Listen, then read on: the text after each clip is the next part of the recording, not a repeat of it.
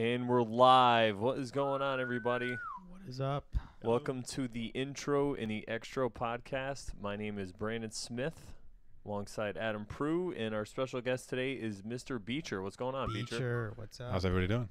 Good. How are you doing? I'm doing great. I just put on Simpsons Tapped Out, which I'm kind of addicted to, so I just have to tap these things for 2 seconds. I'm addicted.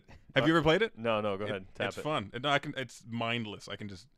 I'm squashing I aliens. played it for a little while. Oh, it's so good.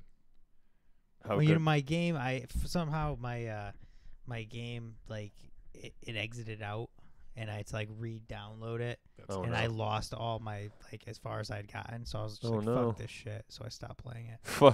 Fuck the Simpsons. I stopped playing for a while because it was a Christmas. They have different themes. So for the Christmas one, there was a glitch, and gift cards were the currency, and so they had a tree, and it was letting me just like knock out all these gift cards, and I was getting really like way ahead in the game. So I had no exaggeration. I just tapped for 20 minutes, and then it shut off, and then came back on, and I had all my work was gone, Oh, man. and I'd really worked my finger down to the bone. So I didn't play for like 6 months. Wow, it's been out that long? Oh my god, it's been out for, like, years. Yeah, Oh, my yeah. God. I play. You know who else plays? Kevin Fitzgerald. Way behind Pat the curve. Oates does. Some other guys. There's aliens all over the fucking place. Oh, there's. Are we allowed to aliens. swear? I didn't even ask that. We can swear, right? Oh, yeah. No, fuck no. We can't Okay. swear. What do you think this is? This is not a free country. What's going on, Internet? So we just came from the open mic that I do every Thursday at Murphy's Law Comedy, and there was a little bit of an incident. Adam Pru wasn't there, so he doesn't know. I was not there. I want to hear this story. I heard it was good. It All was right, a pretty good one. let me start, and then Beecher can take over because he's probably a little better at storytelling. So Skip Johnson was there, and if you don't know who Skip Johnson is, he's this guy. He's probably in his mid-50s, kind of heavy set, and he goes there. He used to go there every week. He hasn't been there in about a month or two, but he'd go there every week and just tell crazy internet email jokes that you would hear, that people pass through their office. And so he was up there doing that, and then Dave Moon gets on, and he seems like he's talking about a divorce he's going through, like he wants to work on some new material. You left out a very important part. What was So that? he was Skip. No, Skip. He does internet jokes. Oh, yeah. Oh, I forgot. And I yeah. didn't instigate the conflict, but I did, I guess, have a part in it. So he does internet jokes, and one of the rules of comedy is if you ask people questions, if you ask the audience questions, expect an answer. Yeah. Yeah. Don't just like ask a question and don't expect an answer. So he did the first one. I remember it was, what's the difference between a lawyer and a carp, the fish? And he says, one is a low life scum-sucking bottom feeder, There you go. and the other one's a fish.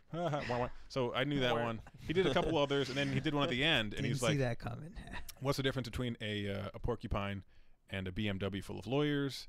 And like it's like dead silence, and I'm just like, the pricks are on the outside of the porcupine, and everyone's like, whoa, like I stole his thunder, and I'm like, ugh, and I did it in a fun. I think I got a laugh because I did it in that voice, like, ugh, like Yeah. it's such an old hack joke. It's like an old joke. So I did that, and then he's like, oh, well, when you go up, I'm gonna do something when you go up, something like that, and like he comes off, and then Dave Moon comes on. Dave Moon comes on, and Dave just starts doing his material. It sounded like it was going to be good, too. I really wanted to hear what he had to say. I Yeah. was really upset.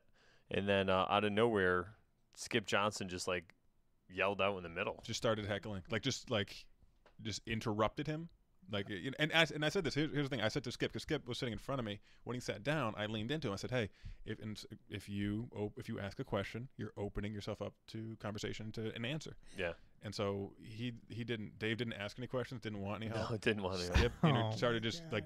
going at him.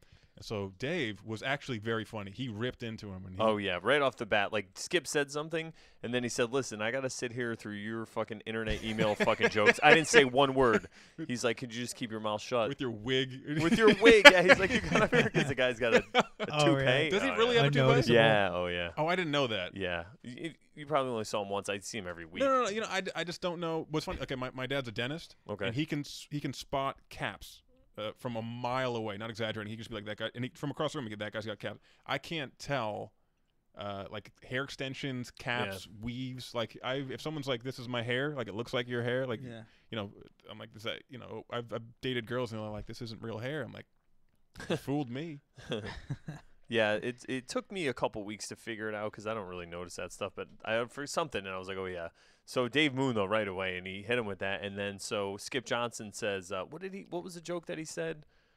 It was what sexual position makes the ugliest babies? The ugliest babies, and yeah, and then Skip Johnson's like, "Ask your fucking mother." I don't know, but I'm gonna ask your fucking mother, and Dave Moon puts the microphone he goes, down. "Yeah." Like, "My mom?" And he goes at him. He walks into the audience. He put the mic down. Jesus. So I got up, like, really? And I was like going to Skip Johnson. I'm like, just sit down. And then Dave Moon, he's like, "Fuck this," and walks off stage. So I grabbed the mic and I'm like, "Dave Moon, everybody. How was that?" I was disappointed because he really was going to open up. I've seen Dave. I saw this once, and I love Dave Moon. I think he's one of the most talented guys. He and Pat Oates are the best in terms of off the cuff and being in the moment. Just phenomenal. And I've seen a lot of. Well, that was hilarious what he said to him. It really was. But he got frustrated because he was working. He's getting in the middle of a divorce, and he actually just started talking about his wife. They started dating when they were like 16. They have 2 kids. And he said he wanted to still be with her. He was saying all this stuff. It was like heartfelt, like, "I love her. I still want to be with her." Yeah, and Skip starts heckling him. And I was waiting to see because I knew if he was going that dark or that deep, that it was going to be emotional. It was going to be funny. I knew he was going to say something, so I was really upset. So did Skip think Dave was you? Is that what happened? Because you did the heckle? No. He for certain knew it wasn't. He knew that I was the one that said it, and I talked to him. As Brendan was up, in between, that's when I said to him, you open yourself up. So what was his motivation to heckle Dave? Oh, well, what's funny? Because he said after Dave had left, he goes to his buddy, he goes, "Well, if you can't take the heat, get out of the kitchen." And I was I was like, you suck. And I'm whatever. This guy, I understand what he's trying to do. He's trying to be a comic, and we all do jokes that no, we all don't do internet jokes. No, we don't. But a lot of people do, and a lot of comics will often imitate their favorite. Like you can see the influences of who your favorite comics are. So he's doing that, but he sucks. He really does suck. Those were internet jokes that are just I think he just does it to. I don't think he has a lot of friends, and he's told he just does it to do things, just to get out there and try to be funny. Yeah, and Moon was like, "I drove an hour and a half for this," and he really did, and he was waiting around, and he was. He was there when I got there. I was going to say this. It was like a limited engagement. It was one time. It was at Joker's. I know Dee was there. There's a few people, and Dave felt comfortable. If you've ever seen, I've seen Dave at a number of mics where he doesn't perform. He'll go and he'll just kind of gauge the room. Yeah. Not like it and not go up. Yeah, he's done that at maybe even there. Yeah, I've seen him do it all over. I didn't think he was going to go up because he came at me before. Shocking the amount of times he's done that. Yeah. But I saw him at Joker's, and he opened up one time for like a half an hour. And it was like his life story. Do you know all the shit about him? I'm not going to go through his whole life story, but to give the highlights. I think that go ahead, give the highlights. He owned a business. I heard something. He got shut down by the state. He got sued, arrested. He had these booths in the back where people were having sex and like drugs and stuff was going on. And he talked about how he got into that business. And then he talked about how he went to court. He got sued, and he won on First Amendment rights. It went to the Connecticut State Supreme Court. Oh, wow. And this is when he's like 18. Wow. He basically was doing escorts for strippers at like bachelor parties and stuff. And then they needed things because he like the job was like a hustle job. Like, I need panties. I need a G-string. So he started just having that stuff and supplying them. And then he went to business when he was like 18, started selling like dildos and things, got a storefront, started selling porno. Wow. And like he goes through the entire... he got shut down, and he won. Basically, they were saying that the product that he's selling is legal to sell. It's legal to sell porn, and that he needed a place to view it. There was no place to sample the material, so the booths were legal, and he won. So he got some money. It was like, and basically that's why he's a East Haven celebrity, because he is everyone. And if you go to East Haven, everyone knows who Dave Moon is. Oh, wow. He's famous. Wow. I know I've heard his name because of that, but I didn't know that was the reason. The next time you're driving through, go to a gas station. Okay. In East Haven. I'm not even kidding. Go to a gas station. Don't even go to attendant. Just pick the person at the pump next to you and go, "Hey, do you know who Dave Moon is?" And they'll have a story. I swear to God, he really is. And he's a phenomenal. He's hilarious. He's so funny.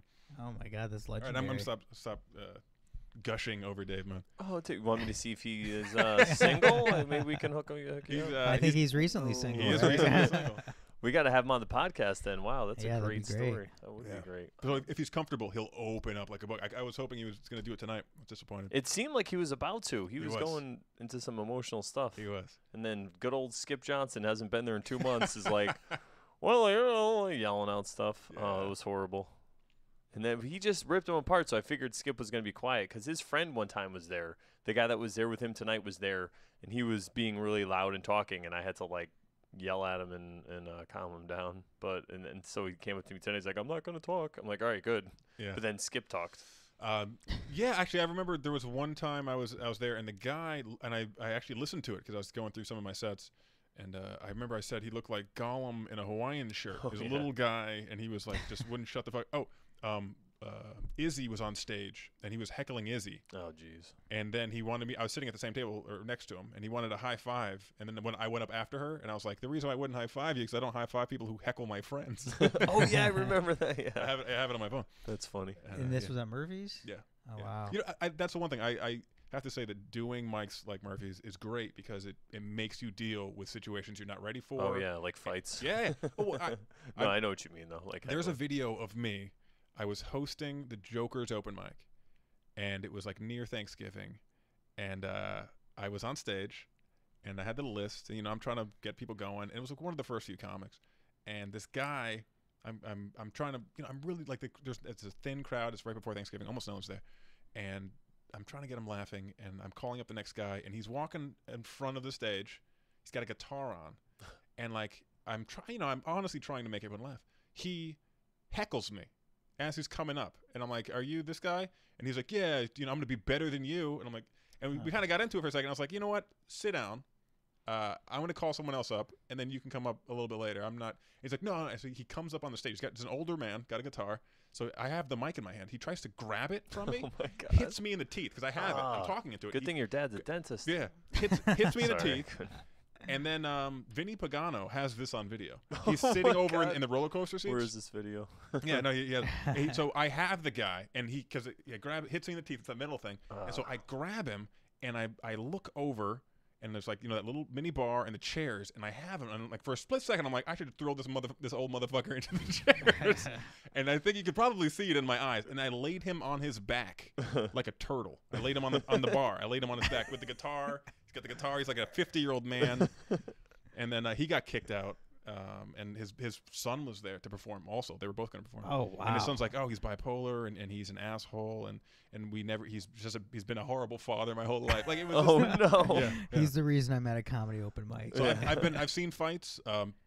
People have gotten killed at open mic. Like a guy in Rhode Island got shot and murdered. This is like What? in the 80s, but yeah. Oh, okay. Those crazy 80s. Crazy 80s. Everybody said that, you know, the world's getting worse. I'm like, you don't remember the 80s. That shit was fucking crazy. I don't know about that. I'll take Ebola. That's fine. Ebola's not bad. Yeah, no. Actually, they just announced like 40 minutes ago, Ebola's in New York. That one of the doctors got it. Really? Yeah. So. Wow. Let's go do some open mics, guys. Yeah. Go head up New York. But that's one of the things that I've always kind of neglected, but we should pay attention. We are literally touching and spitting into microphones that if you go to, you know, how many people have been on any open mic in New York, and they're on the sub, like it's the most diverse area. And you have yeah. Well, and people, you know, they get right off the plane and they go right into the subway. Yeah. I don't know though. How long does it stay alive? It can stay alive in room temperature liquid if it's moist for up to 2 days, I believe. Oh, wow. Oh. So for a while, but So we're scaring everybody. Guys, don't be scared. yeah, but it has to be. We're It has all, to be like we're blood, all going to die, okay? blood or. You want to semen. die in a fucking car accident like Okay. everybody else? Get Ebola. At least people remember you. Can it be spit? Is it? Saliva, tears. So I want to know, though, not to cut this Ebola thing off, but I think there's enough hysteria. Yeah, but how right. did you gain control, though, after you put this guy on his back? Like, what happened? I put him on his back. I think Dom was there, and then I don't know if you're familiar with all of the biker gang used to hang out a lot more. I heard about them. I don't And think I've seen them. One of the guys, and I actually just saw him when we had the tribute. Oh, yeah. The benefit show. But he was there. He's huge. He's like taller. He's a really, really tall guy. He looks like Andre the Giant, kind of that kind of big and that bulk. and he just came over and grabbed the guy with one hand, and it was like, his whole chest. Like, he just grabbed the guy with the guitar. So you got to go, and he made him leave. It's funny now they don't need bouncers. They just have Pat Oates to be so mean to people. It's like you're getting kicked out. He's just like, raw, and people are like, oh, my God, and they just walk out. Yeah. That's awesome. Yeah, I had to. So after that, I grabbed the mic, and I just was like, Dave Moon, everybody, give him a big round of applause. And then I don't remember what I said. I said something like, oh, we have a special treat for you guys next, Louis C.K. And, like, everyone started to clap. There's a room full of people in there. It was crazy. For a split second, I was like, no. Yeah. No way. Yeah, it was. And then I said, was next? Yeah, Christian. Then I said, and he killed it. And I said, what did you, you guys surprised? This is Bridgeport. You're lucky, it's just a fight. Of course. And then I brought up Christian. He did really well. Yeah, I think that's probably one of the better times I've seen him. Yeah. He did that one. Cool. He had a great joke where he's talking about New York because he was living there for a while. And it's like, New York, it's the city that never sleeps. He goes, but, come on, it wouldn't hurt to shower every once in a while. Oh, yeah. Yeah, it was good. Oh, yeah, Christian's good. I want to ask you about the competition that you're in right now. Oh, yeah. Going on at Mohegan Sun. What's up with that? I'm excited. I made it through the first 2 rounds. Tomorrow is the semifinals. So there's 8 of us. There's the top 8. And then if I can make it through, it gets narrowed down to 4. Okay. The finals, there's 4 of us. And that will be Saturday if I make it through. Oh, nice. So, now you're in the pro division this year, that's right? Right, yeah. Now last year you were in the newcomer. I was in the newcomers, and you were second. You were finalist in there too. Yeah, second place. Oh wow. I think I actually, a lot of people don't know this. I was in the pro division 2 years ago. Oh, okay. So what happened? Do you guys know Lou Event? He passed away. He's a comic. He was from New Haven. Lou Event. He was a great guy. He was from New Haven. Lived up in Maine or New Hampshire. Okay. He moved up there, and then he had some heart problems. And how old was he?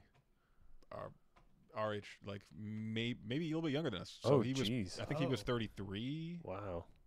I'm 35, so he might have been either 33 or maybe 36. Like he's young. Oh wow.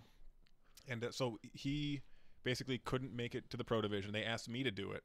So I was an alternate. I did it, and this is when I did. I don't know if you've ever heard the Bill Cosby stories, but I did my first time. I did the Bill Cosby bit, which is my bad Bill Cosby impression, which I haven't done in like 2 years. I've heard about it, but I've never seen it. It's horrible. It's intentionally bad. Yeah. It's kind of like my Andy Kaufman, like avant-garde, Bill Cosby doing impressions of other people. It's stupid.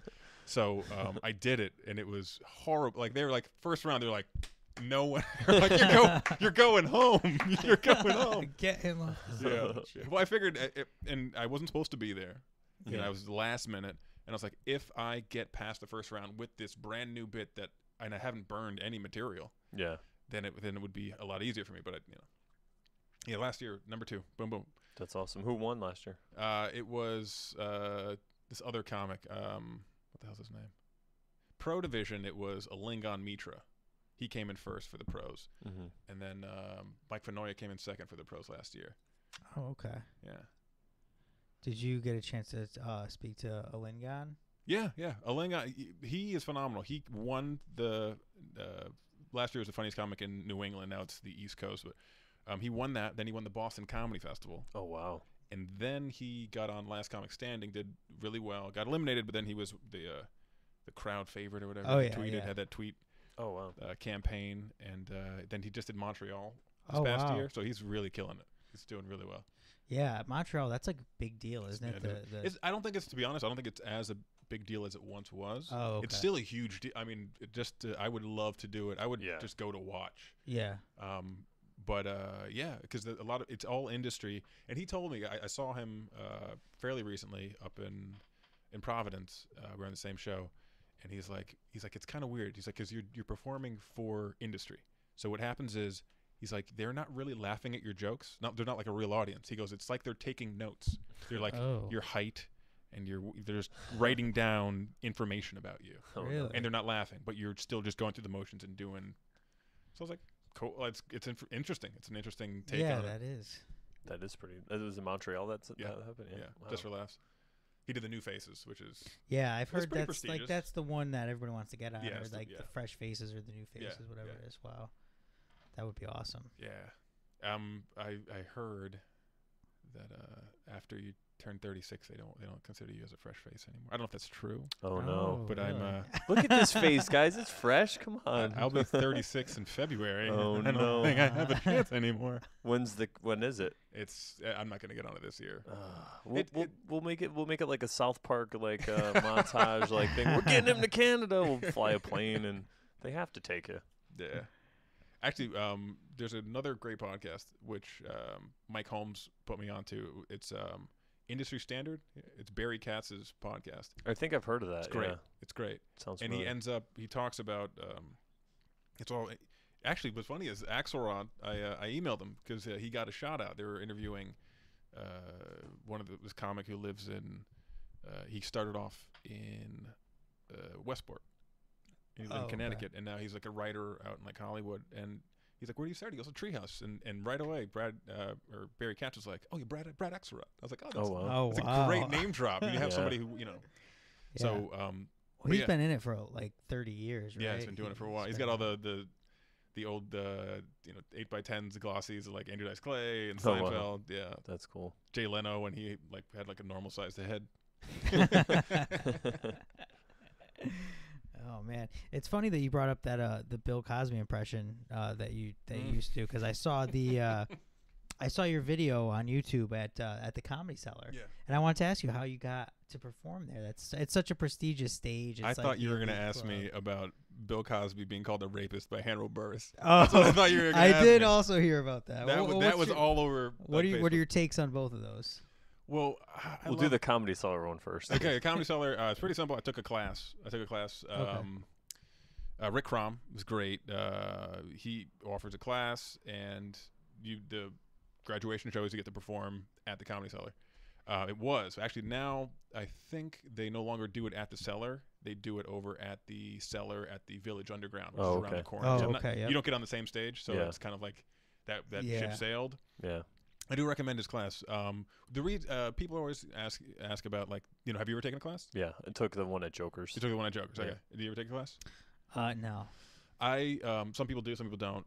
I wasn't a fan of taking a class, but I kind of plateaued at one point, and I just felt like, what is it going to hurt? Like, so I took I've taken 2 classes. The first one I took was at Gotham. Mhm. Jim Mendrinos was teaching it at that point, and it's great because I was going into the city. You network, you meet a lot of other people kind of in the same area. So now when I go into the city, I still run into people from those classes who are the that's committed cool. ones. So it kind of gives you that contact level. There is a video. I have a bunch of videos from Gotham, but I don't really use them because I think they suck. I actually hate them. I really do. The one video of Gotham that is up on the web that I put up is I actually not from that class. I won that. Andy Angle does an open mic, and he does a bunch of bringer shows there too. But he would auction off, or at a mic, if you have the best set, he'd give you a spot. So I won a spot, and that's how I got that one. But I recommend taking classes when you feel like you've plateaued. Like I'm actually now that the weather's cooling off, I'm going to take a class at UCB because I think improv it's an important part, and I've never really felt that comfortable. Like Moon and Oates are phenomenal improvers. Mm-hmm. So I'm like, that's what I need to focus on. I can memorize stuff. I can engage a crowd. But now it's like I don't feel that comfortable breaking out. Mm-hmm. Yeah, I agree with you. I wish I could improv better. I did take a writing course, but I never took a stand-up comedy course. Was it But UCB or at was it- UCB, yeah. yeah. Actually, my teacher was Christine Nangle. She was a writer for Saturday Night Live, and I think now she's a writer for like Amy Schumer and stuff. And it was great. Like, it was a good class. Like, it was a good sketch writing course, sketch writing 101, I think it Yeah. was. And it was cool. I would love to take more classes there, and improv too. Yeah. So I was talking with JB Smoove, and Oh, he okay. was he said, because he's like, you have great presence up there. And then I was like, what do you think about classes? And right when I mentioned it, he just went through the roof, and he's like, that is when I found out who I wanted to be on stage. He goes, I took an improv class, and it helped me solidify who I was on stage. Before then, I was telling jokes.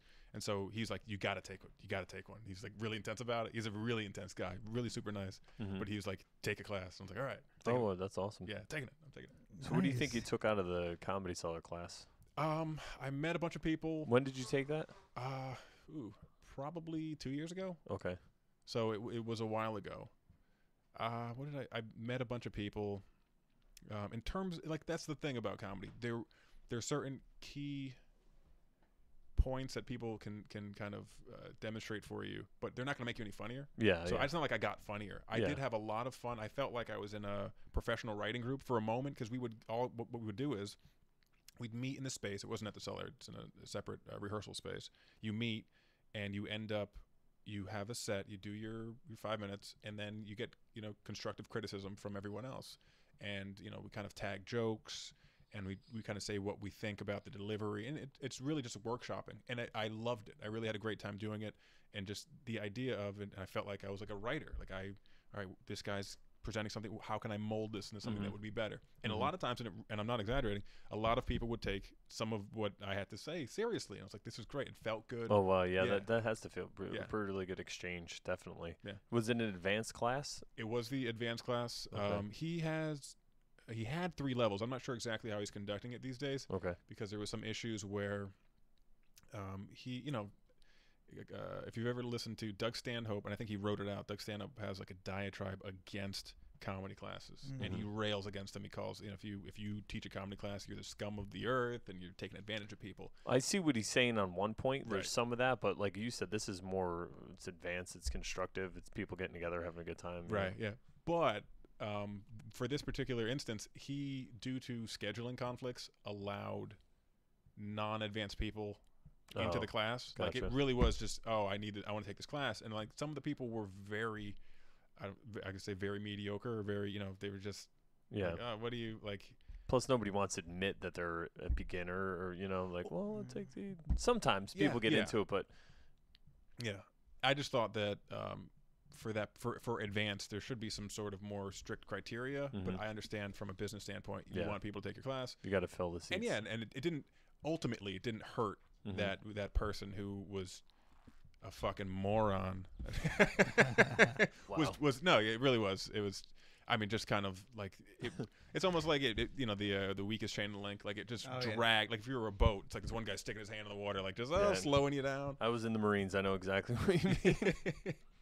Private pile. Yeah. Exactly. How long was the class?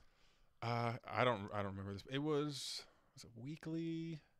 So like 2 years ago. I really don't. Probably, maybe 6 or 8 weeks. Yeah, I think it would be a good idea though, because you can go and then you could just hit mics after it, And like you said, you meet people, and that's the thing that I love about going to New York. I meet so many people, and you just keep seeing the same people, and you could find who the cool people are, and I don't know. Yeah, my experience, because living in New Haven, I've always tried to take advantage of our proximity to New York, to Boston, and to Rhode Island, and the local scene, because I think there's pros and cons. In New York, it's really simple economics, right? There's too many comics. There really are, and you get undervalued because there's so much. There's supply and demand. Yeah. When you have 10,000 people trying to be comics, you're not going to get paid for what you do unless you are self-producing. You're putting it on. You're getting the asses in seats. But if you go to an established club, the kind of club that's going to promote you and get you in front of the people who need, you need to be seen by to get further. Like, you can live in Long Island and do a bunch of the clubs out there and make some money, do bachelor parties, but you're not going to get your tapes in front of the people who get them in front of Fallon, who get them in, to the other opportunities. So with New Haven, I've always tried to use it as like a strategic point of like going. Have you been to Boston? No. You got to go to Boston. Boston's got a great scene. Rhode Island's closer, and it's a great way. The Comedy Connection, they have the Sunday, they have the shows there. I think John Parada does. I think it's like a bringer. It's like three people. It's not very much. Oh, if they really? know you're from out of town, they're very lenient. But it's the avenue to start getting booked at that venue. And then once you get there, like, that's what's funny is that and this is, I think Conan O'Brien said it, where you're making a mosaic. So you have all these little pieces. Your comedy career, it's just these little pieces. Like, some people get really depressed. You can get dejected because it's like rejection is full on and it's very personal. It's in your face. You have these little pieces that you're working on, and you just have to know that you're working very, very closely. But after a while, you're going to step back and you're going to see something that you accomplished. Yeah. So. Yeah, that makes a lot of sense. It's a great analogy. Yeah, that is. I keep That's saying. awesome. I listened to the last podcast. I said that's a great analogy like 60 times. I gotta stop saying that was a horrible analogy. You should get a counter. Ugh, that was a horrible analogy. I wanted to ask you. You've been doing comedy for how long now? It's gonna be 10 years in February. 10 years. Wow. Can you talk about your best night of comedy? Maybe like your best show, or like something that you look back on fondly, like, wow, that was such a great night. The best night I ever had was it was actually my birthday. Well, it was the night before my birthday. It was the JB Smoove show. Floyd and I drove down to DC. Was it a year ago? Or was it 2 years ago? I'm trying to remember. I think it was a year ago. No. It was 2 years ago. Definitely 2 years ago. When's your birthday? February 1st. Okay. So it was, mine's February 2nd. Oh, your Groundhog's Day. That's right. Yeah, he hates that. I'm trying to do a bit about it. I'm looking for your shadow right now. We drove down, and it was at the DC Improv. The first I went to school in DC. The first show I ever did was the DC's funniest college student, and I was at Howard, and I did horribly. The now owner of the DC Improv was the then, I guess she was like putting on shows. She didn't own it back then, Allison. And she ends up, she's like, I was talking to her. I was hanging out at the Improv, seeing shows a bit, starting to go to open mics. And I hadn't gone up yet. And she's like, yeah. She's like, well, have you done it? I was like, yeah. So I went up first time, and it was horrible because. So you went up first time at a show? Yeah, it was a competition. Oh. It was a competition. It was a legit show. And the lighting was off, and it was the type of lighting where it was just like spotlight. Ugh. And I couldn't see the audience at all. And someone has a tape of it. I know they recorded. I couldn't see. And I remember people were just laughing at my setups. And then when I would do the punchline, no one would laugh. It was so, and I was sweating. And I was blinded. How much time did you do? It felt like an hour. No, it was probably like 5 minutes. It probably wasn't very long at all. Maybe 7. Like it was. And I remember talking about my dad dying because he was driving. Every year he doesn't do it anymore, but we used to drive from Connecticut to Florida every year. And so this one year he was doing it by himself. So he kind of came down, stopped with me, and he had just left.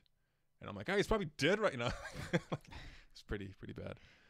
But I started in DC, and I had never gotten to perform at the DC Improv. I've done a lot of the other rooms and stuff, and the scene wasn't as big back then.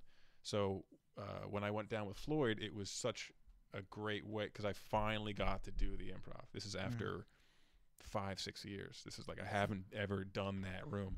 And isn't that room one of the most best rooms in the country? It's beautiful. Yeah, it's beautiful. What happens is you're on stage. The ceiling is low, but it's not low like it's hitting your head. The brouhaha has a low hit your head ceiling, and this is just like low, and the audience is all spread out, and they really pack them in there, but in a good way.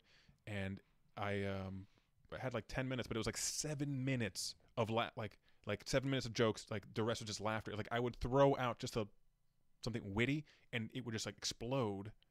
And I was just like waiting. It was like softball. It's like somebody's like throwing like playing softball with a kickball. You're just like this, like oh my, goosh, you need to hit it. So that was my best show. Like it felt like JB's audience they're so receptive. Floyd went up before me. There was no feature. There was a host. And what happened was we could have stayed for the rest of the shows, but the next day was my birthday, and I had promised my girlfriend that I do Bikram yoga. I promised her that I was going to do a 30-day challenge, which means that I go to Bikram 30 times in 30 days. And so I was like, I'd really like, I'll do it. I'm going to do this. I'm going to do it. I'm going to do it. And so I drove all the way there, performed, and then drove all the way back. Wow. Yeah. Wow. And then I did a 90-minute, hot yoga class. I was like, The yin and the yang of life. Yeah. That was the best show. There's been so many shit shows that you have to, I guess, forget the shit shows. I've been to so many just miserable, bad, horrible shows. But those aren't the ones you focus on.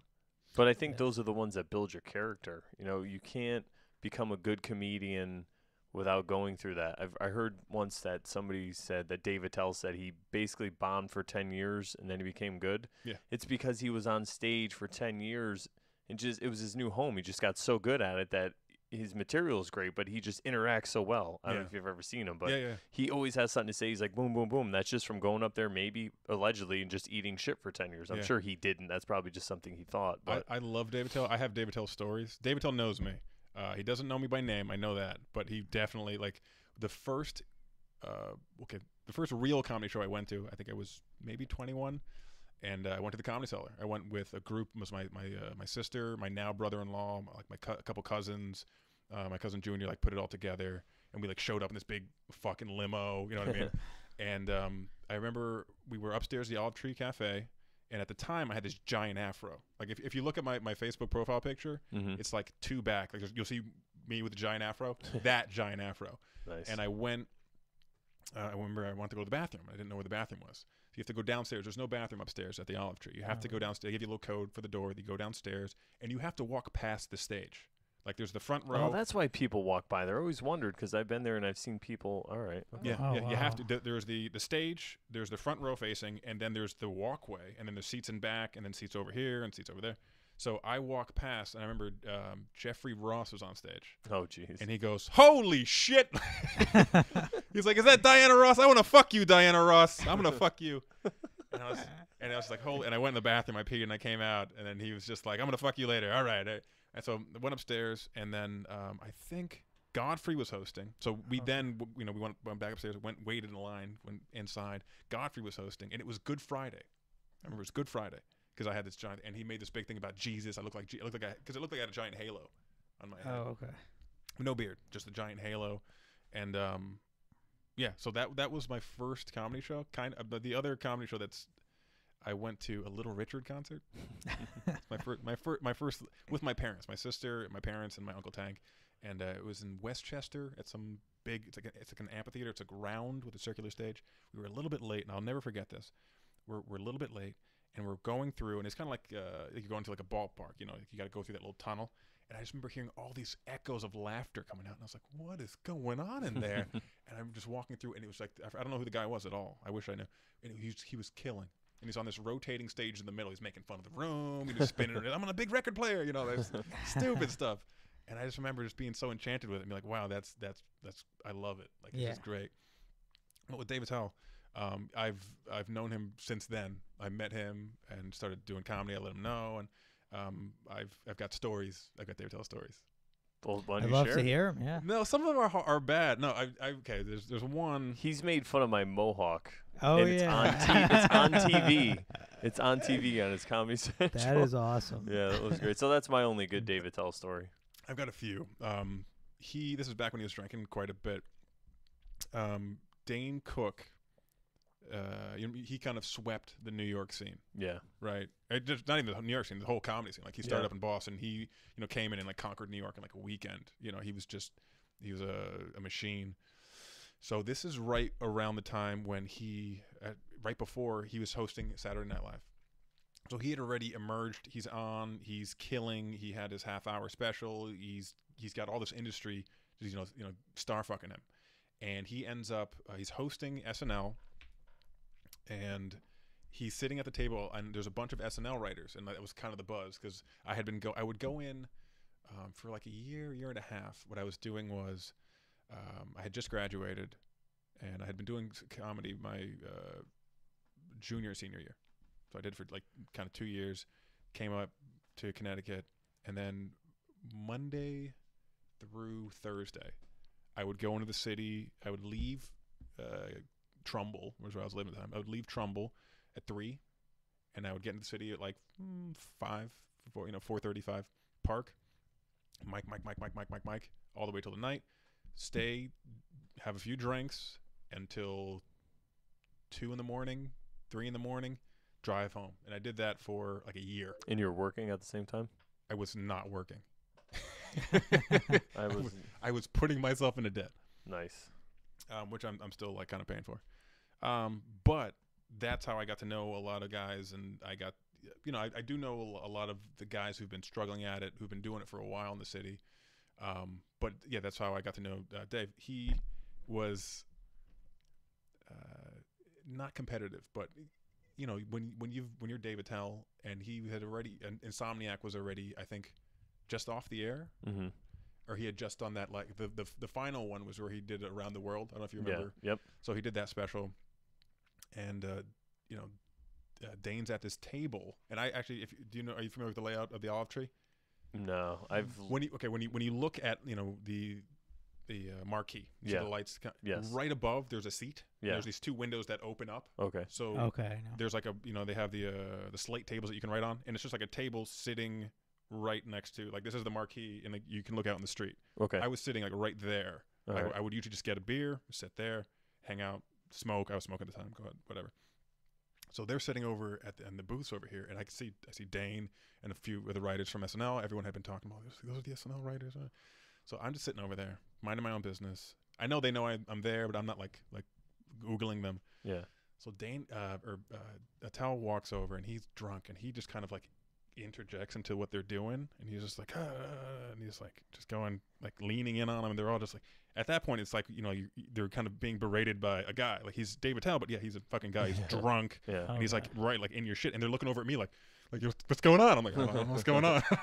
So he did that, and they kind of like shooed him off, and he came over to me, and he sat down with me, and I'm like, all right, that's weird. It's getting weirder. This is really weird. And he's all like, yeah, he's gonna be on SNL. And I was like, yeah. It's like, fuck. And he goes outside, and then that night he drank too much. He peed himself. Oh my God. He had like, Wow. he was walking around, and everyone's like, you gotta go, Dave. You gotta go. And he had peed himself. Wow. So, That's a great story. It's a great story. He peed himself. Well, he's doing much better now. Yeah, He is. he's not drinking anymore, from what I hear. Oh, really? I hope not, because he took it to. I quit drinking for a week this year, because I overdid it. I was hungover for a week too. He's phenomenal. He's one of those guys like Stanhope, who you take it to the next level. You're like, holy shit! Like you're doing a bunch of shots on stage. Like, I know you're not faking it. Like, Yeah. you really are. Yeah, he's walking the walk, and I'm Yeah. like, you can't live that life. Yeah. No, you can't. It's my second beer, and this is all I'm gonna have for the rest of the night. It's a hipster beer. Be careful. I could see your jeans getting tighter as you were drinking it. I want to ask you, because you've been like in the Connecticut comedy scene for so long. Like, do you can you describe like how it's evolved over the last, I don't know, 5 to 10 years? Because I've been in it for a little under 2 years now, and I feel like what I heard from the consensus was there was a huge explosion in the last 2 years of so many more comics coming around. There's been a few different incarnations. I remember when I first came to Jokers, I was working at the time in Westport, and I was taking a boating class. I was working at a yacht club, and I was basically a glorified janitor. That's all. I was on an island in Westport, a little private island, all these houses and these really expensive yachts, and I'm just scrubbing shit off of the dock with a big smile on my face, like, oh, look at these houses. And I remember I'd taken a boating course, and I left. I think it was in New Canaan. Like, I was taking like a course down there, and I remember calling up. I got Andy on the phone. Actually, it was either Andy or it was Pat Del Vecchio. Do you guys know Pat Del Vecchio? He's one of the older bartenders. No. He was great. He was great. At the time when I first started going to Jokers, the job that Pat has, Darren had it. Darren Rivera was like the man when I got there. He was the one that ran the mic. He was the one you talked to. Oh. And Pat had been doing it for a short while, and he wasn't Pat Oates back then. He was just Pat Oates. Yeah. He was just like another guy, like that. You go to the mic, you sign up, you wait, that kind of thing. Mm-hmm. And what happened was the guy John, who Joker's Wild was his, I guess for whatever reason, and I've heard a few different versions. One version, the first one I heard, was that he was collecting disability while also collecting checks, and he did that, or for whatever reason he owed Dom money, and it's Dom's building, but at some point Dom was just like, all right, well you're lying to me. I'm taking Joker's Wild as mine now. Gotcha. And he was just like, okay. So John was gone. I haven't seen him since. I think he's on Facebook, and he's got like 2 friends in common. I forget his last name. I remember he was always trying to fuck Poppy Fields. Did you see Poppy? She was here recently. Anyway, he was always trying to fuck Poppy Fields. She's got, so then, because I think Darren was, he was John's guy. I don't know if he was pushed out or what, but basically Pat, who had been all of us wanted that job. All of us wanted to be the host, and he got it. And to his credit, he worked it. He learned the system, how to run it, and I mean he has one of the best business minds in terms of comedy. Like he's got great snap judgment, very good snap judgment. I don't always agree with it, but for him and for what he's trying to do, it's always been it seems to work out.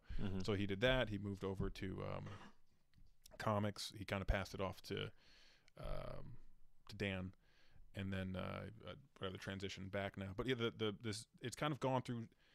It's gotten bigger. It's gotten smaller. People drop off. You know, it's funny because after a while, when you see someone so regularly, you just kind of expect them. That's why I really don't know who you guys would know or who you don't know. Oh yeah, it's like, yeah, do you know Derek Russell Toombs? Yeah, of course you do, right? You know, I know him. But it's like there's so many guys that kind of come through. It's like a revolving door, and after a while, you build. I used to because I love comedy, and I think that's you guys love comedy. That's why we do it. I could talk about it for hours. I'm sure I'm displaying that. I would just somebody would walk in the door, never seen him before. Oh, I'm going to do comedy. I want to be a comic. And we would talk like this for an hour. And then I would never see them again. Oh, that's so They cool. would just go up for 5 minutes. I have the opposite thing that happens to me. Twice it's happened so far. I've talked to ladies. One was at Joker's Wild out front. She's like, oh, it's my first time. She brought some friends. She's probably like in her late 40s. And I was like, oh, I run an open mic in Bridgeport. I'm like, you should come to that too. And then the entire time at Joker's, she just sat in front and like talked and heckled. Okay, so I was like, great. And then at Anthony D's, not this past week, but the week before, same thing. This lady was there, probably in her late 40s with some friends. I've never done it before, my friend. So I'm talking to her, giving her all this advice, and she sits there the whole time and just heckles. I'm like, what is going on? Yeah. You know, and she actually came back this week, and we had a discussion about it. And I told her, you know, I'm like, it's not participation. You know, you just let them do, and you laugh if you want, and then you go up and do your time. Maybe she was just nervous. She was trying to make people laugh. I don't know what she was doing, but it just wasn't. Yeah, it was. And then I found out last night that she shit all over the bathroom. Oh. Like literally. Yeah, literally shit, and somebody else had to clean it all up. So if she's out there, I don't remember her name, but she shit all over the place. And I wasn't surprised. The bartender last night told me about it. I was not surprised at all. She was. I hope she's kicked out. Probably not. It's Anthony D's. You know, if she's got money, she's in. Oh, jeez. It's funny that you mentioned that before, Beecher. That happened to me once a couple months back, where I was talking to this person at an open mic, and it seemed like you know. I'm just kidding, by the way. Anthony D's is great. Oh yeah, It is. it definitely is. And the same thing happened where I thought that he was like, oh, you know, I was like, oh, I'll see you tomorrow night at Joker's for the Joker's open mic. He was like, yeah, I'm gonna be there. I'm really into this. Blah blah. We were talking for like an hour. Never saw him again. So it's like, I mean, that must happen. It must have happened a lot. You grow a thick skin, and now I kind of have the. And I don't want to be a dick. I'm not trying to be a dick, but I kind of your skin toughens, and you know, you see somebody who's brand new. And I'm not trying to be cold, but I am colder. I'm not.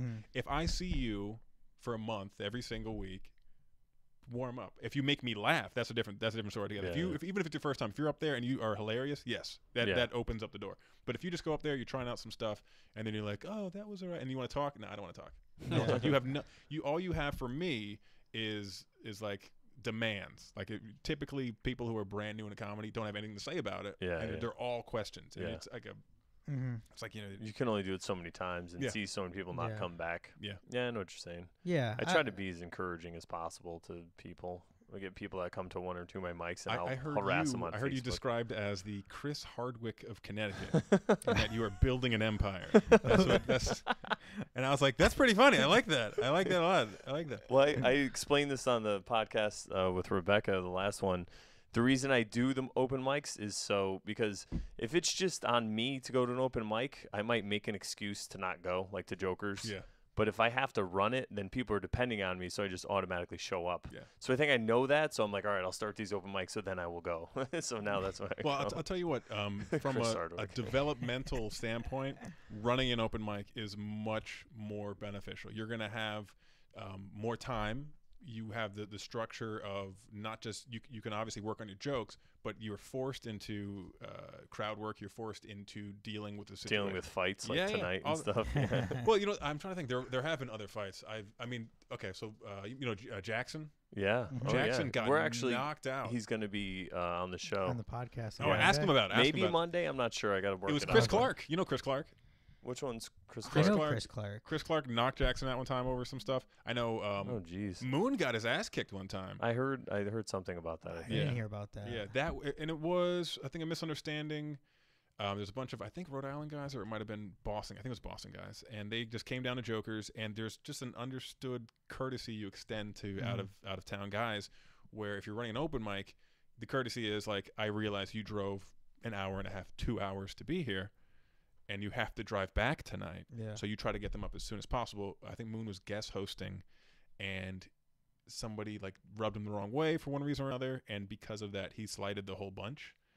And like, not for nothing, when you have like maybe 5-6 guys who you slight all of them, and you're like, yeah, I'll put you up when I want. You put them up dead last. Everyone's leaving, and all of a sudden there's these guys who are like, oh, we're about to drive 2 hours, but not before we kick your fucking ass. Wow. Oh, shit. So I obviously wasn't there, but I remember seeing on Facebook they were just like kind of bragging like about the.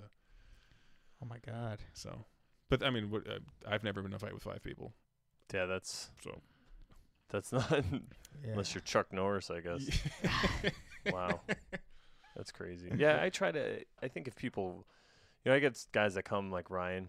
They come down from Ryan Shanahan. They come down yeah. from Massachusetts. I always try to put them up at least. Yeah, You it's drive a freaking hour. It's just it's a human courtesy, but Yeah. I just imagine if there was a group of guys and like one of them, probably one of the main one, said something to you that you didn't like, or Yeah. somehow was just kind of demanded, like like give you the attitude, like we're up next, right? Yeah. And you're like, no, you're not. Yeah, that's true. So too. I think that might have been the misunderstanding. It's funny how the slightest things can like bubble out of control, like the worst eye Yeah. contact. You're just like, yeah. oh really? Oh, okay, buddy, I'll show you. But violence in comedy is one thing. With the comedy scene, I think right now it's always like I do think it's going to be like a bubble where it pops, because it really can't it can't sustain itself. There aren't that many shows. The worst thing for comedy is when you have shows that are too long, because you're kind of cutting the grass too short. You have these people who potentially could want to come back to comedy shows, but if you keep them hostage there for 2 hours, They're not going to want to come back. No, Yeah. no, I'm never coming. I'm never. That was horrible. Yeah, that's and a they great might laugh point. about it. I'm never. Somebody said that to me. I wish I remember who it was, but I've taken that advice. So now when I do it, I try to keep it about an hour and a half at the most. Yeah. Yeah, that is like the magic number, isn't it? That's what I've heard. Like Hour and a half, 90 half minutes, yeah. is, like, Yeah, the because longest I've it been to should really go. some, the people are funny, but it just keeps going and going, and you're like, ooh. And they're like, Yeah. God, just 5 more comics. Yeah, Yeah. We gotta. Well, the other thing that I hate is when, especially for mics, when you have there's some audience there and the host does the whole, why are you here? And you're like, no, we want them here. They're the audience. We got 90,000 more comics. Are you ready for 90,000? Like, no. Be nice to those people. Just bring up the next comic. You don't have to sit up there and shit on them. Yeah, exactly. Yeah. I feel like that's what the comic strip kind of is like at the end. Mike Briskin. Yeah. He was passed there so he can do the 10 o'clock shows. And basically the 10 o'clock show is just the 8 o'clock show. Whoever's left, and then they throw up these guys that do 5 minutes. Yeah. But the people that stay, though, they're great. I mean, because I've been to a few of them with them, and they're really receptive, and they like shake their hand after, and they love it. Yeah. But I see what you're saying, though. It's just like you're just throwing people at them until they leave, basically. Yeah. So. Well, that's voluntary. I did the audition show, and it was the same thing where it's like they had At comic strip? Yeah. Yeah. And it was funny because at the time the guy passed away. Bobby passed away since then, but he gives you a critique at the end. He's got like a notepad and it's all scriggly, and he had this voice, he's kind of and he said, "Oh, what's with the hair?" That's what he said to me. It's like, I was like, and then like before I could even answer, he goes, "Oh, you made fun of it. It's good. He's like, you're good. Come back. I want you to audition again." And I'm like, "All right, cool." Like I'm thinking, like I can audition like in 2 weeks, whatever. He's like, "Come back next year." Oh, man. Yeah. So I didn't. He said it's only once a year. Right, the audition show, yeah. Yeah. But they actually also have it where if they like you, or if they want to mess with you, they'll they'll ask you, come back in 2 weeks, and they've done that together. And I've my friend Anthony Capfer, I think he told me he auditioned like 3 weeks in a row, like audition show. Oh, you did okay. Come back next week. Come back again. Come back. Oh, again. really? Are you kidding me? Like, yes or no? Yeah. I think finally got a yes, but oh, that's good. It's like, jeez. Yeah, one of the guys that was hosting, I don't know if he was the normal guy, but he came up toward the end. He's a really funny guy, and then afterwards he was talking to Mike Briskin, and I was in earshot of the conversation. And he was telling him how, he's like, you're really funny. And the guy said, he's like, I used to own a law firm before I did this. I sold it. I just love comedy so much. And he's like, and I have a show in a couple weeks. I want you on it. And I was waiting for the bringer aspect. You know what I mean? Like in the back of my mind. But he was like, and you don't even have to bring anybody. He's like, I just want you to come down. So I was like, wow. So I think he made a really good contact, which is nice.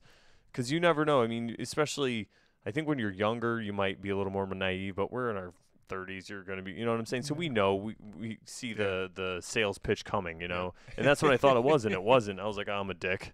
But no, there's nothing wrong with being skeptical, because that, especially with comedy, it's the kind of thing where anytime anyone knows that you have a passion for something, that's where they can take advantage of you. Yeah. If you don't care, like if we hated doing comedy, we wouldn't be doing it. Yeah, yeah. They know that we want to perform, and then all of a sudden it's like, well, we have a really great audience, you could perform. Oh, really? Yeah. Oh, but all you got to do is bring 500 people. Yeah, yeah. You know, it's like, oh. Yeah, exactly. But for you, maybe 100. It's like, but for you, my friend, my buddy.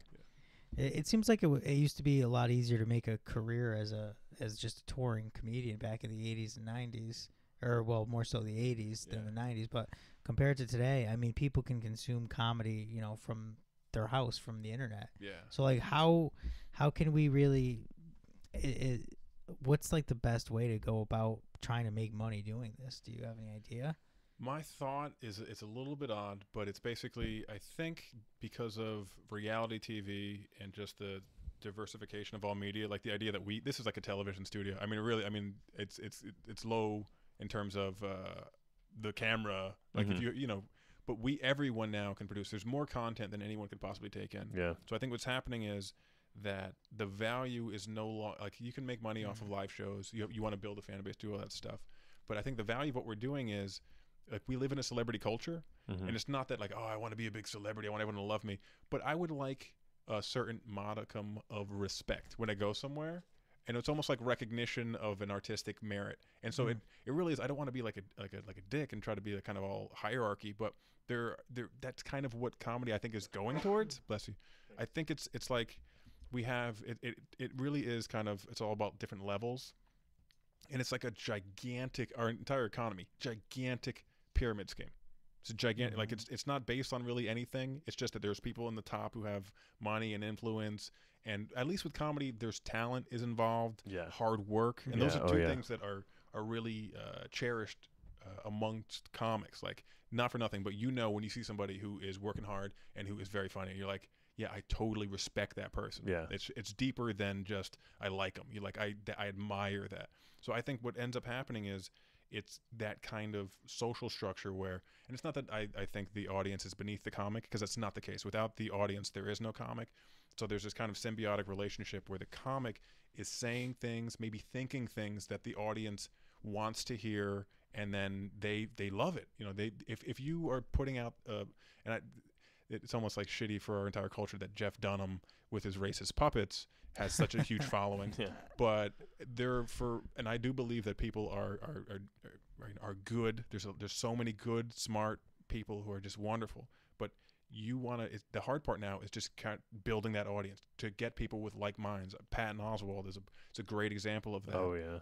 Because he was fortunate. He got a lot of lucky breaks. It's not all just hard work. You have to get lucky too. Oh yeah. But he was able to build and get exposure in areas where other people, you know, didn't. Just these opportunities. He got exposure. People, and it's not about. And I think I've heard him say something like this on podcasts or whatever. Like, it's not about the 800 people who don't like you. It's about the 5 or 6 that do. So if you go out there, do what you do, and try to create a community of people who are like-minded, and it's building. Like, not for nothing, there's a few guys that I worked with in DC who I started out with, and they're huge now, and I saw what they did. I watched their steps, and they really did kind of create communities of people who are just like, I like what you do, I like you, you know. And Rick Jenkins is the guy who runs the Comedy Studio up in Boston, And he was saying the same thing. He's like, they're not really gonna remember everything you say. They're gonna remember the way that you made them feel, and like you want to build on that. And I think it's true. That reminds me a lot. I went to see Lewis Black in the early 2000s before I started comedy, and it was like that. A lot of people there agreed with what he was saying, and they liked the way that they felt. And it wasn't.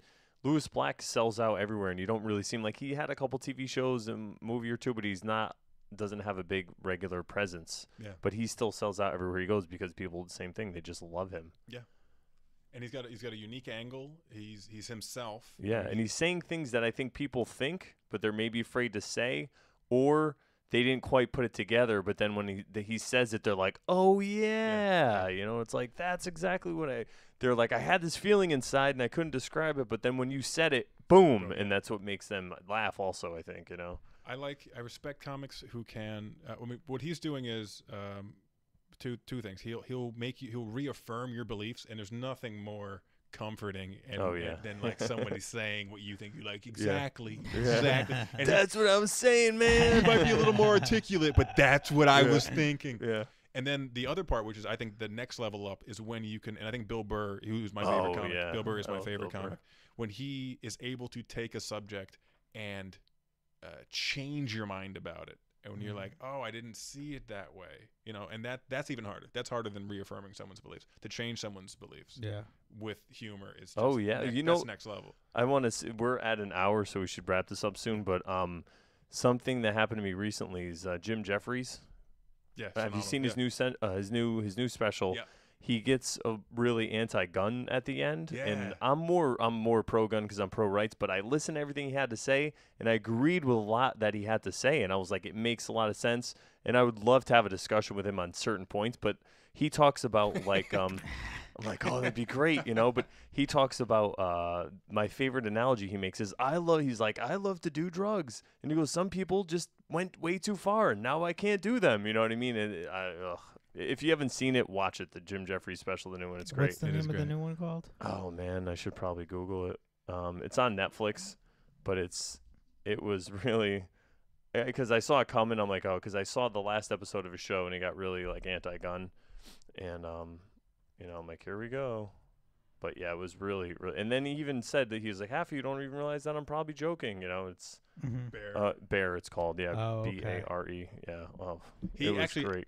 What's funny is, I started watching that with D, and at first I really did. I think he did like anal sex jokes up front, and it was like I was like, and she was kind of like, and then I turned it off.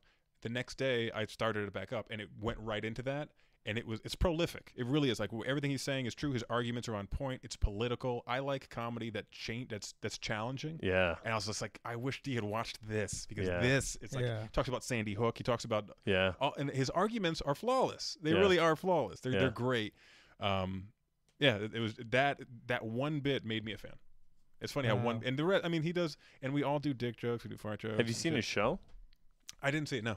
His it got TV canceled. show? Yeah. Oh, it's great. Yeah. Legit? Yeah, really legit. Yeah.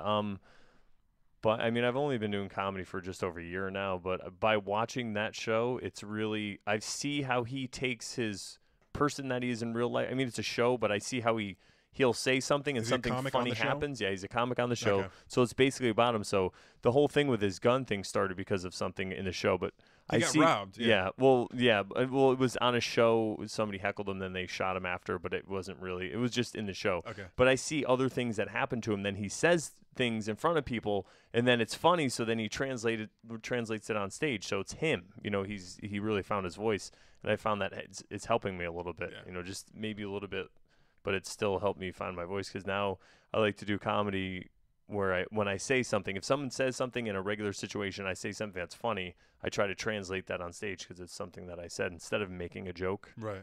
So nice. Yeah. If you want to, Pat Oates is friendly with Jim Jeffries. Oh, and he's really? got some great stories. Oh, yeah. Yeah. He calls them potatoes. Potatoes! That's awesome. You didn't know that Pat can do some impressions, too. Oh, I've heard really? Pat, and that's the whole thing. I think it's the sneaker aspect of it. You don't expect Pat to do. Pat has like maybe 5 or 6 just like spot on impressions of people that you don't expect. Jeffries I think is one of them, and he's got a few of them where I was just like, holy shit! Like it's just you don't expect it. Wow, we're gonna have him on soon. I think. Have him maybe. on and Yeah, ask him I about hope Jim so. Jeffries. I know he's got a story where Craig Taylor he had worked with him and he was at Comics at the time and he brought Craig, and not for nothing, I love Craig. We all love Craig. But Craig is like a fanboy for Jim Jeffries. It's not just like Oh. an He admiration. told me that story. Yeah. Craig told me, and And he knows he'll it admit too. He'll Yeah, admit it. He'll he be like, told me. I love this guy. Like, Yeah. almost like he's a soccer player. He's a Yeah. football player. You know, like Yeah. that kind of like love for him. But wow. yeah, so he's got a good impression of Jim Jeffries. Wow. That's great. That's great. Well, I think we should wrap it up on Wrap that it note, up. man. I can't Yeah. believe it's been an hour. That's so crazy. It just flew Just by. real quick plugs. Do Yeah. you want to plug anything? Well, I've got tomorrow and hopefully Saturday at Mohegan Sun. I'm gonna be. Hold on, I should have told me I could look at my phone. This is my second brain. I actually have a few things coming up. Do you have any plugs you want to do? Yeah, real quick. I'm just gonna be at Metric Lounge in Bridgeport next Tuesday for Oh, really? actually it's Jackson's show Oh, wow. with Darren Seacrest as the co-host. Oh, that's awesome. So So you're going to be hosting then? No, I'm just gonna be on it. He's co-hosting yeah, with Jackson and Darren are co-hosting it. Oh, Yeah, alright. something like that. But Nice. that'll be on Tuesday, so I'm excited about that.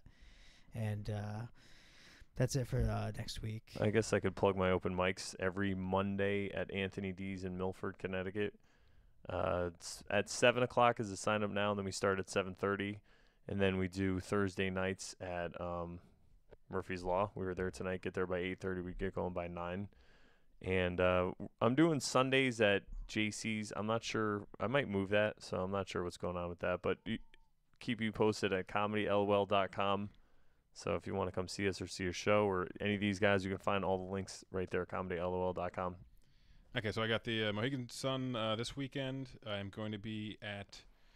I scrolled too far. I'm doing. Hold on. In 2017, No. I'm going to be. I'm going to be at the Russian Lady November 8th. I will be hopefully opening up for Attell, a guest spot at the Comedy Connection on Thursday, November 13th. And Did you get that because you know him or? Well, it's it hasn't been confirmed yet, but I do know him, and he allows walk-ons. Oh. So I did email or a text message Corey, and he never got back to me. So I'm the optimist, which means it's not a no. Is he doing a one night only? Yeah, 2 shows one night. Okay, because I'm actually, me and Rich here got tickets to go to that show. Oh, so cool. we will be there in the Cool, audience. So cool. hopefully, Hopefully you'll be on. and then I'm going to be featuring at Joker's for Coleman Green November 14th and 15th. Awesome. Great. And Twitter? Twitter, it is _Beecher_. Okay. Facebook? Beecher, Taylor. And then I'm on Instagram, Beecher Comedy. I'm on Vine at Beecher. I think Beecher Comedy again. And if you find one of them, just Google. That's all. All right, BeecherComedy.com. Go to Comedy LL and email me. I'll tell you how to get in touch with them. All right, guys. Thanks a lot for checking it out. All right. Good night.